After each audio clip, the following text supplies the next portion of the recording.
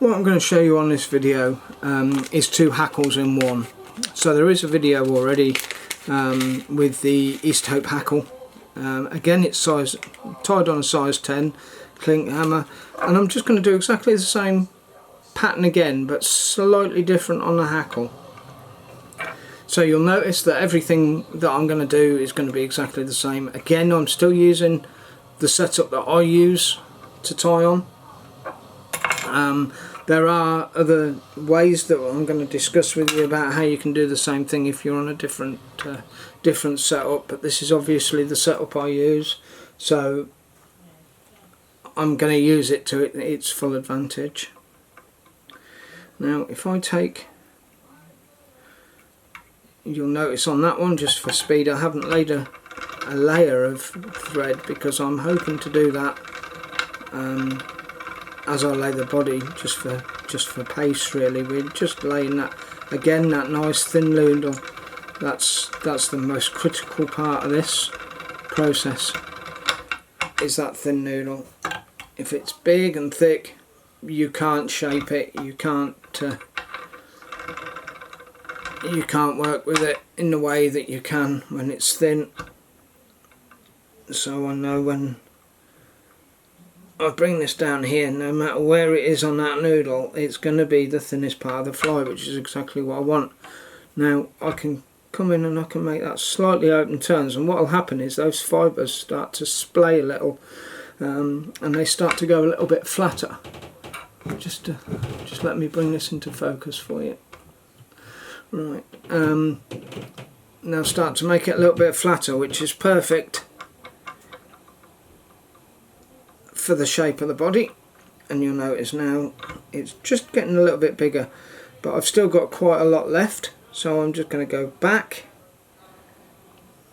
just to where I want it to start getting thicker, open turn it to the point where I want it to be very thick, and then of course just going to taper that off at the end. And that is the exact sort of shape that I wanted for that body. And comes good all the time really, which is brilliant, because we don't have to stress about it. Now I've already spoken about the peacock herl, so I'm not gonna bore you with that again, but obviously I am going to do the same as I've discussed. I'm going to take it in, double it up, pop it in, and that there is ready for twisting, and it's going to give you a nice consistent twist.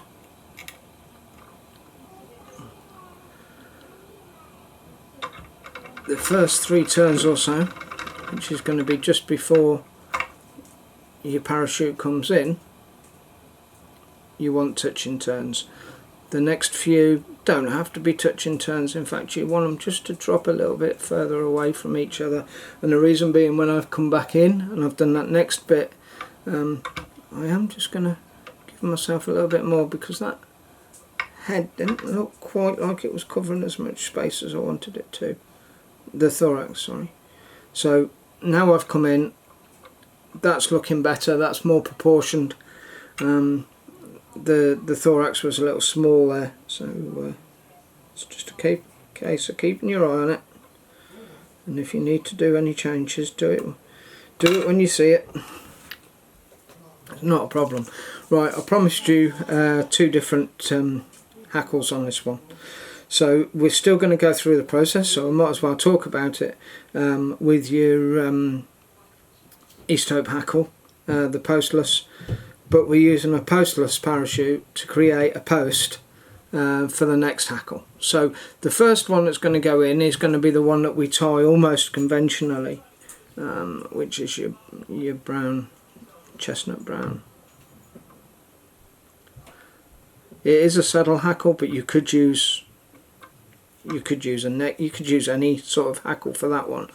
What I would say on this one now, the grizzly, it is important that if you're having a go with this technique and you're trying to do it the way that I'm doing it now, it does need to be a saddle hackle, because otherwise you're going to fall into some traps one of which being stem loop, which is when the stem of the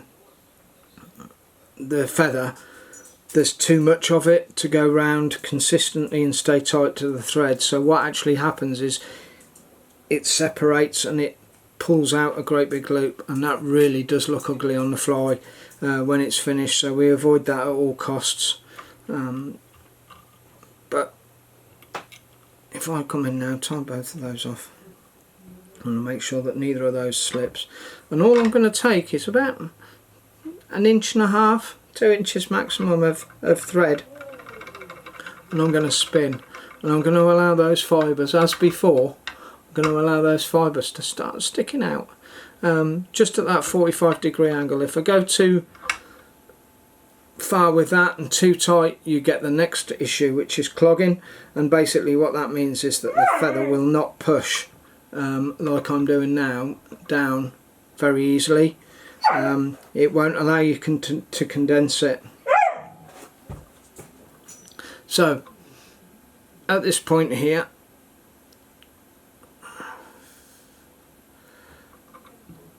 I'm going to take the fibres and I'm just pulling them back. Hope you can see that on the video. All I'm trying to do is sweep those fibres back every time, just to make sure that there's nothing facing forwards. And then once I've made sure that they're all facing backwards and that it's as far down as it'll go, I'm just going to take that thread there, and I'm going to try and put a turn right on top of where I turned it before. I don't want to create lots of different patches. All I want to do is create that in the same place. If I move that over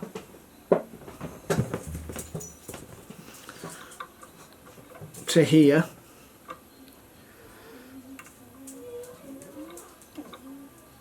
just one turn underneath, and all that's going to do is make that hackle burst out a little bit. I can get rid of that tag end now, and then all that's left is to effectively, and I say effectively because it's not quite conventional, but take a conventional approach to just wrapping that round that, what is now effectively the post. Now by doing that, you'll notice that I'm not using any gallows tools like I would need to do if it was a poly wing, and the reason for that is I've created a shoulder between the hook and this post, and what that shoulder's doing is every time I'm turning that hackle, it's dropping the hackle stem, the chestnut hackle stem, it's dropping it into that groove, into that shoulder, and that's what we want. It's making our lives a hell of a lot easier. Now you'll notice that hackle's just snapped there, that hackle point, but it's not a problem because it was caught in. And the beauty is now I can just keep going around the bottom, just keep making sure there's a tag in there, so I'm just going to make sure that that's caught in a bit better, just to make sure that it's not going to cause me a problem later.